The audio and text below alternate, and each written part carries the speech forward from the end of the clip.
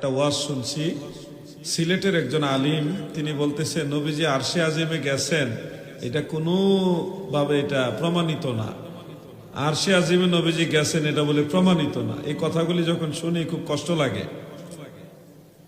যিনি এটা বলছে উনি আবার ফেলে দেওয়ার মতো আলেম না, মোটামুটি গনার আলেম। আল্লাহ রসুল আরশে আজিমে কেন যাবে? আরশে আজিমে এটা তো নর্মাল জায়গা, এটা তো বেশি একটা উপরে না, এর উপরে বহু কিছু আছে। আরশের উপরে লৌহে মাহফুজ আছে, লৌহে মাহফুজের কাছে নবীজি গেছেন। নবীজি বলেন আমি উপরের দিকে যাচ্ছিলাম, তো লৌহে মাহফুজের কলম যে লিখতেছে না, আসমাউ ফিহা শরীফ আল আকলাম, কলম যে লিখতেছে এই লেখার চিরচির শব্দ আমি লৌহে মাহফুজের কাছে দাঁড়ায় শুনতে পাইলাম। সুবহানাল্লাহ। এজন্য ইবনে হাজার আসকালানী, ইমাম বদরুদ্দিন আইনি তিনারা লিখেছেন আমার নবীজির ওই যে কলমের আওয়াজ শোনার জায়গাটা হলো ফাওকাল আরশ, আরশে আজিমের উপরে।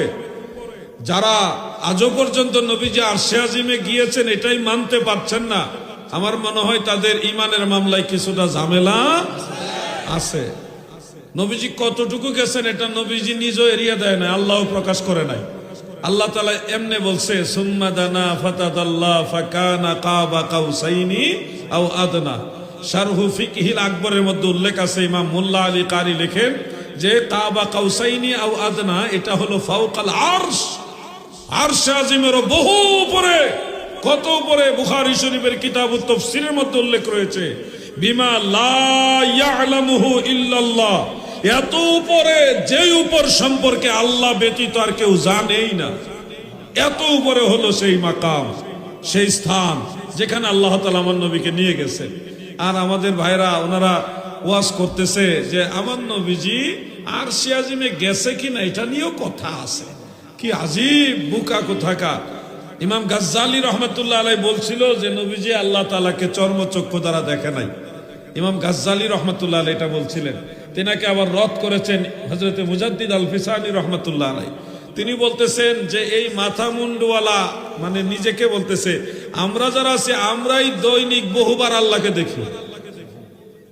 যাদের মাথা মুন্ডু ঠিক আছে তারা কখনোই কথা অস্বীকার করে না যে আল্লাহকে দেখা যায়। আমরা যারা জান্নাতে যাব আমরাও তো আল্লাহকে দেখবো, নাকি? দেখবো।